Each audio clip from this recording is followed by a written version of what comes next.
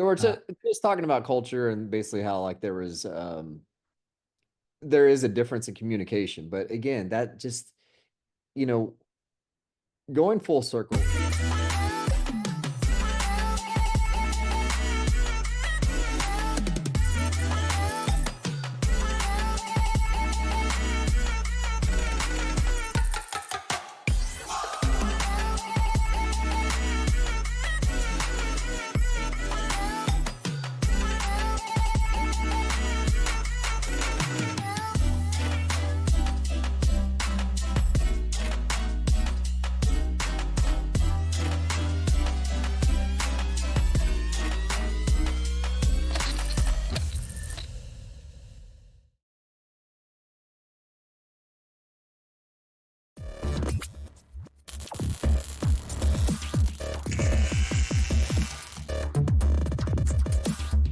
Guys have to make it a priority if they really want to. It's like one of those things where it's like communication is this shiny little bauble, and it's like, oh, I really would like to have that, but they don't want to put the effort in because, as we know, it takes a lot of work. Just like it takes a lot of work to have, you know, a stable relationship, but also at the same time, a relationship that is fun and not too much of a routine. hmm. Because if you have your talking points in going through the relationship, it's gonna fizzle out. And it's just something that it's like a plant. It constantly needs to be watered. And the guys have to have that why, just like when they have to have that why when they're pursuing their goals. If you don't have your why down, you're not going to have the consistency of, accomplishing your goals. You're just going to fizzle out and you're just going to be, running that rat race.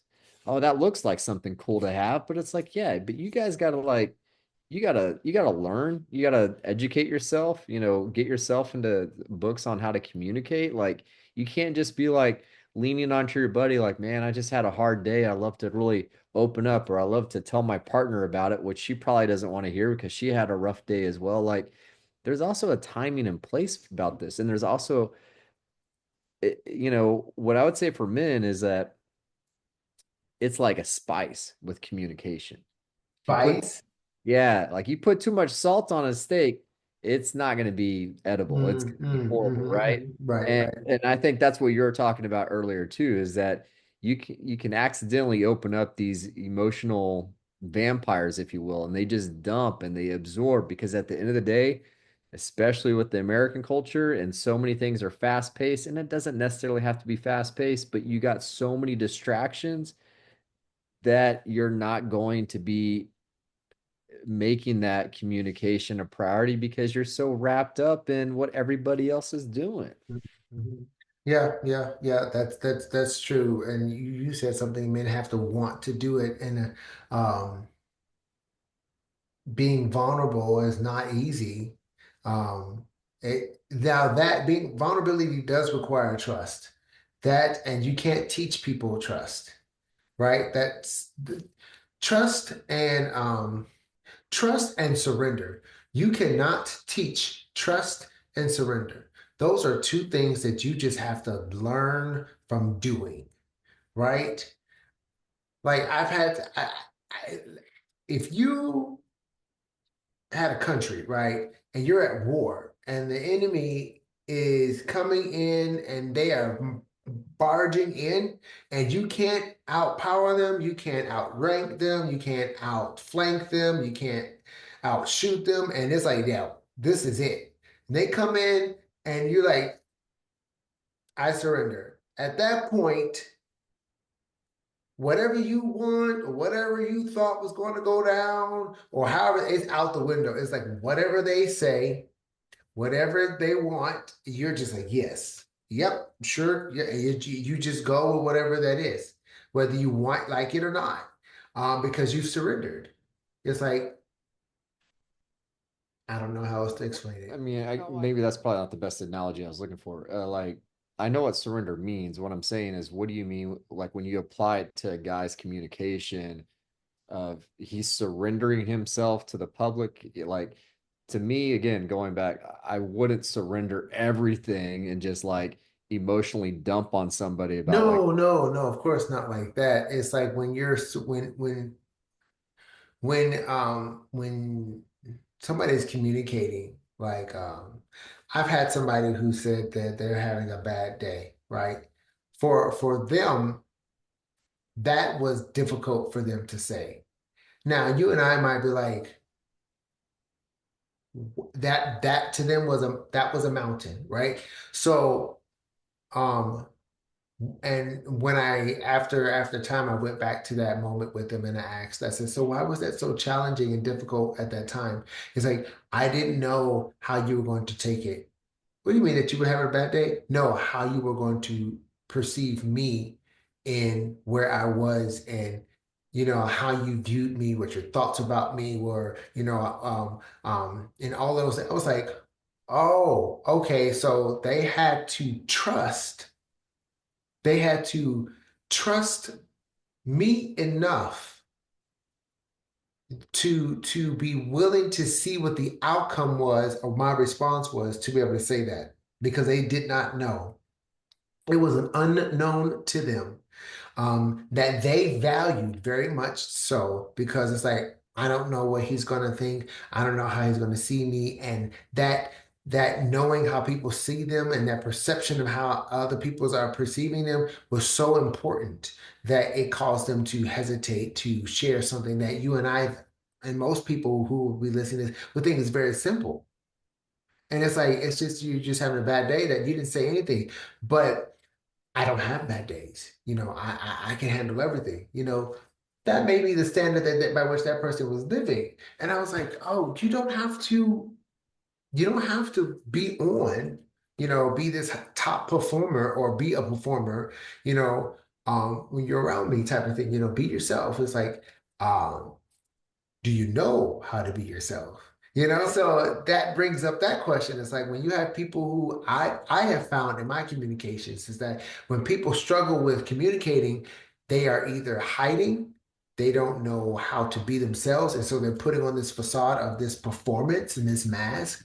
And when the truth starts to come to the surface with those questions that causes them or asks them to be honest with other people, and they have not been honest with themselves, that's where they get stuck and they don't know how to be vulnerable because they've never taken the time to face the reality. They've just lived in this ideal. Do a little psychology with you. Do you feel like there's that part of welfare trade-off ratio that makes them feel a little guilty? Like there's not a balance because You, technically when you are sharing your feelings or you're sharing what's on your mind to somebody, and yes, you're surrendering, there's a part of an obligation inside them where they're like, this person has their own stuff going on, and for them to listen, they're gonna have to share their time.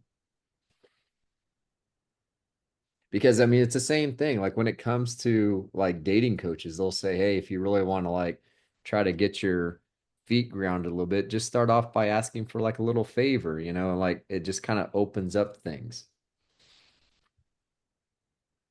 that is a challenging question to answer. And the reason being is because I don't know, I can't say what people value. I can't say what they hold dear.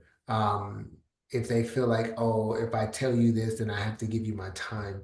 Um, Well, I think it, everyone values connections. I mean, look at social media. It's all about likes, right? So it's a connection that they do, whether they like it or not, they do value a connection. And that's where you said earlier, it's about guys wanting to connect because they feel so isolated because they have to, lack of a better word, they have to shoulder the world on their, by themselves. It seems like they have to bottle up their emotions, and they're told that they can with their partner, and then their partner really doesn't want it because they still want them to show like they're the strong person. Um, my pushback on that is that I would say that when it comes to social media, it's not necessarily a connection, as more as it is like a social hookup, right? It's a social quickie, a dopamine hit. They can go and see if they got a like, and if they did, okay, they feel good and they keep going. or they're doing stuff to get liked because they want to feel a certain way or feel important or valuable, right? Because it's like, you know, how many of those people that like you know that?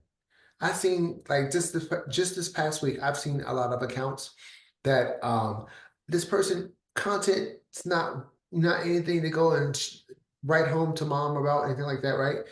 They got thousands of people that has followed them, and I'm like, how much of these followers are people that you know that you actually talk with, or what is the reason they are following you? Because most of the people, and I get on guys about this all the time, half the people that have these people following them, they are either very in shape and very attractive, or look pretty decent and may not be in shape. So it's like it's a combination of one of those four.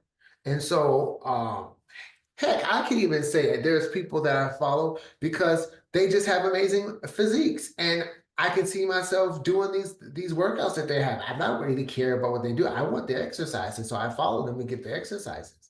I'm not concerned.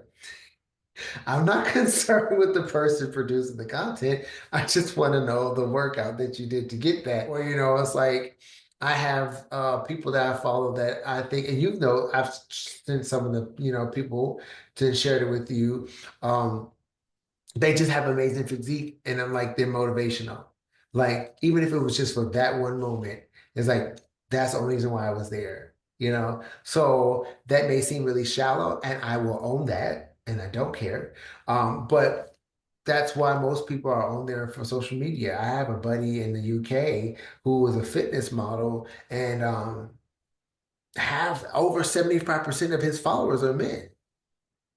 But subconsciously, what I'm getting at is I think it kind of goes down to it's easier to pop the pill for weight loss than it is to go to the gym. It's easier to get a like than to build a connection. This is true. That's what I'm talking about. Like exercise is painful. Communicating about how you feel is painful. It may seem like it.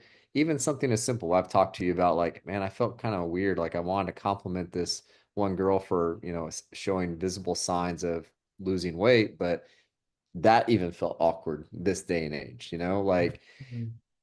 it's not, that's a mental pain. Like, but social media is, I see it as it's like that pill. Like I'd rather buy something to make myself feel happy rather than actually go through the painstaking work of really looking inside myself to make myself happy.